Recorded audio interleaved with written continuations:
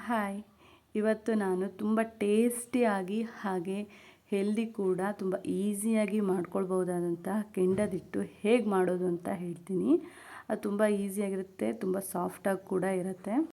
ಈ ತಿಂಡಿನ ಮಕ್ಕಳು ಕೂಡ ತುಂಬ ಇಷ್ಟಪಟ್ಟು ತಿಂತಾರೆ, ತುಂಬ ಚೆನ್ನಾಗಿರುತ್ತೆ. ಇದಕ್ಕೆ ನಾನು ಈ ಗ್ಲಾಸಲ್ಲಿ 2 ಗ್ಲಾಸ್ ಆಗುವಷ್ಟು ಅಕ್ಕಿನ ಒಂದು 8 ಗಂಟೆಗಳ ಕಾಲ ನೆನೆಸಿಟ್ಟಿದ್ದೆ.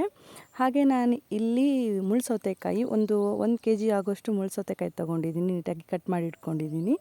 ಹಾಗೆ ನಾನಿಲ್ಲಿ ಒಂದು ಇಡೀ ತೆಂಗಿನಕಾಯಿನ ಯೂಸ್ ಮಾಡ್ಕೊಳ್ತಾ ಇದ್ದೀನಿ.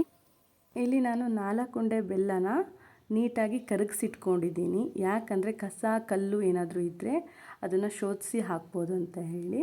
ಹಾಗೆ ಒಂದು ಮಿಕ್ಸಿ ಜಾರ್ಗೆ ಅಕ್ಕಿ ಮತ್ತು ಸೌತೆಕಾಯಿ ಕಾಯಿನ ಎಲ್ಲದನ್ನು ಹಾಕಿ ನೀಟಾಗಿ ತುಂಬ ನುಣ್ಣಗೆ ರುಬ್ಕೊಂಬಂದಿದ್ದೀನಿ. ಇಷ್ಟು ಈ ಹದ ಇದ್ದರೆ ಸಾಕು, ನಿಮಗೆ ಬೇಕಿಲ್ಲ ಅದು ಒಂದು ಪಕ್ಷ ನೀರಾಯ್ತಂದ್ರೂ ಅಡ್ಡಿಲ್ಲ, ಅದನ್ನು ಮಾಡ್ಕೋಬಹುದು. ಈ ಹದಕ್ಕೆ ಮಾಡ್ಕೊಂಡಿದ್ದೀನಿ ನಾನು. ಅದಕ್ಕೆ ಸ್ವಲ್ಪ ಉಪ್ಪು ಇವಾಗಲೇ ಸೇರಿಸ್ಕೊಂಡಿದ್ದೀನಿ.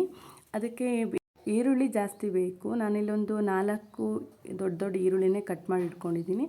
ಹಾಗೆ ಒಗ್ಗರಣೆಗೆ ಒಂದು 4-5 ಮೆಣಸು, ಸಾಸಿವೆ, ಕಡಲೆಬೇಳೆ ಹಾಗೆ ಉದ್ದಿನಬೇಳೆನ ಇಟ್ಕೊಂಡಿದ್ದೀನಿ. ಇದಕ್ಕಿಷ್ಟೇ ಸಾಕು, ಬೇರೆ ಏನೂ ಬೇಡ.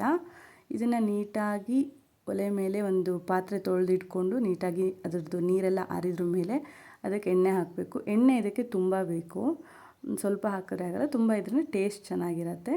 ಹಾಗಾಗಿ ನಾನಿಲ್ಲಿ ಸ್ವಲ್ಪ ಎಣ್ಣೆ ಇಟ್ಕೊಂಡಿದ್ದೀನಿ. ಇದಕ್ಕೆ ಅಗಲ ಪಾತ್ರೆ ಯೂಸ್ ಮಾಡ್ಕೊಳ್ಬೇಕು.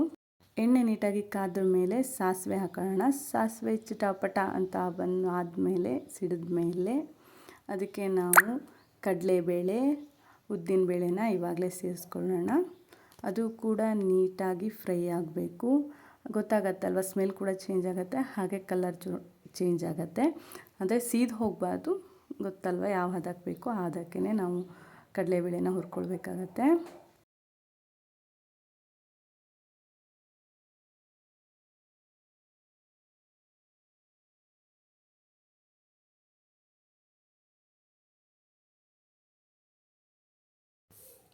ಅದು ನೀಟಾಗಿ ಫ್ರೈ ಆದಮೇಲೆ, ಕಲರ್ ಚೇಂಜ್ ಆದಮೇಲೆ ಅದಕ್ಕೆ ನಾವು ಒಣಮೆಣಸು ಇಟ್ಕೊಂಡಿದ್ವಲ್ಲ ಅದನ್ನು ನೀಟಾಗಿ ಕಟ್ ಮಾಡಿ ಹಾಕ್ಕೊಳ್ಳೋಣ.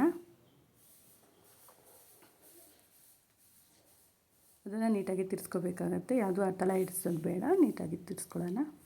ನಾನಿಲ್ಲಿ ಸೌದೆ ಒಲೆನ ಯೂಸ್ ಮಾಡ್ತಾಯಿದ್ದೀನಿ. ಯಾಕೆಂದರೆ ಅದಾದ್ರ ಮೇಲೆ ಕೆಂಡನ ಅದ್ರ ಮೇಲೆ ಹಾಕಬೇಕಾಗತ್ತೆ. ಹಾಗಾಗಿ ನಾನು ಫಸ್ಟಿಂದನೇ ಸೌದೆ ಒಲೆಯಲ್ಲೇ ಮಾಡ್ಕೊಳ್ತಾಯಿದ್ದೀನಿ. ಅದು ನೀಟಾಗಿ ಎಲ್ಲದು ಫ್ರೈ ಆದಮೇಲೆ ಅದಕ್ಕೆ ನಾನು ಉದ್ದುದ್ದಕ್ಕೆ ಕಟ್ ಮಾಡ್ಕೊಂಡಿರೋಂತಹ ಈರುಳ್ಳಿನ ಹಾಕ್ಕೊಳ್ತೀನಿ.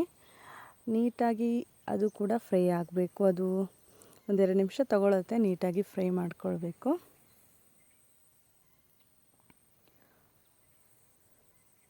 ಅದು ಕೆಂಪು ಬಣ್ಣಕ್ಕೆ ಬರೋ ತನಕ, ಸ್ವಲ್ಪ ಕೆಂಪು ಬಣ್ಣ ಬರೋ ತನಕ ಅದನ್ನು ಫ್ರೈ ಮಾಡ್ಕೊಳ್ಬೇಕು. ಅದಾದ್ರ ಮೇಲೆ ರುಬ್ಬಿಟ್ಕೊಂಡಿರುವಂತಹ ಹಿಟ್ಟನ್ನು ಹಾಕೊಳ್ಳೋಣ. ಉಪ್ಪು ಸ್ವಲ್ಪ ಕಡಿಮೆ ಇರಲಿ, ಯಾಕೆಂದರೆ ಬೆಲ್ಲ ಹಾಕಿರೋದ್ರಿಂದ ಅದರಲ್ಲೂ ಉಪ್ಪಿರೋದ್ರಿಂದ ಇವಾಗ ಸ್ವಲ್ಪ ಉಪ್ಪು ಕಡಿಮೆ ಹಾಕ್ಕೊಳ್ಳೋಣ, ಇಲ್ಲಾಂದರೆ ಉಪ್ಪು ಜಾಸ್ತಿ ಆಗಿಬಿಡತ್ತೆ. ಹಾಕ್ಕೊಂಡು ನೀಟಾಗಿ ತಿರ್ಸ್ಕೊಳ್ಳೋಣ.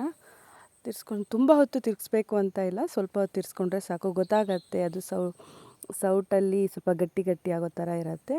ಅಷ್ಟು ತನಕ ಆದ ತಕ್ಷಣ ಅದಕ್ಕೆ ಒಂದು ಮುಚ್ಚಳನ ನೀಟಾಗಿ ಮುಚ್ಚಿಬಿಟ್ಟು ಅದ್ರ ಮೇಲೆ ಕೆಂಡ ಹಾಕಬೇಕು. ಮೇಲೂ ಕೆಂಡ ಹಾಕಬೇಕು, ಕೆಳಗೂ ಕೆಂಡ ಇರಬೇಕು. ನಾನಿಲ್ಲಿ ಕಾಯಿ ಸಿಪ್ಪೆನ ಯೂಸ್ ಮಾಡ್ಕೊಂಡಿದ್ದೀನಿ. ಬರೀ ಕೆಂಡ ಯೂಸ್ ಮಾಡೋದ್ರಿಂದ ಸ್ವಲ್ಪ ಹೊತ್ತು ತಗೊಳತ್ತೆ. ಆಮೇಲೆ ಈ ಥರ ಸೌಟ್ ಹಾಕಿ ನೋಡಿದಾಗ ಅದಕ್ಕೆ ಹಿಡ್ಕೊಂಡಿಲ್ಲ ಅಂತಂದರೆ ಬೆಂದಿದೆ ಅಂತ ಹೇಳಿ. ನೋಡಿ, ಈ ಥರ ಆಗುತ್ತೆ. ತುಂಬ ಚೆನ್ನಾಗಿರುತ್ತೆ, ಟೇಸ್ಟಿ ಕೂಡ ಆಗಿರುತ್ತೆ. ಮಕ್ಕಳು ಕೂಡ ತುಂಬ ಇಷ್ಟಪಟ್ಟೇ ತಿಂತಾರೆ. ಇದನ್ನು ಕುಂಬಳಕಾಯಿ, ಸೋರೆಕಾಯಿ, ಮುಳ್ಳು ಸೌತೆಕಾಯಿ 3ರಲ್ಲೂ ಮಾಡ್ಬೋದು. ನಾನು ಮುಳ್ಳು ಸೌತೆಕಾಯಿಂದ ಮಾಡಿದ್ದೀನಿ. Okay, thank you.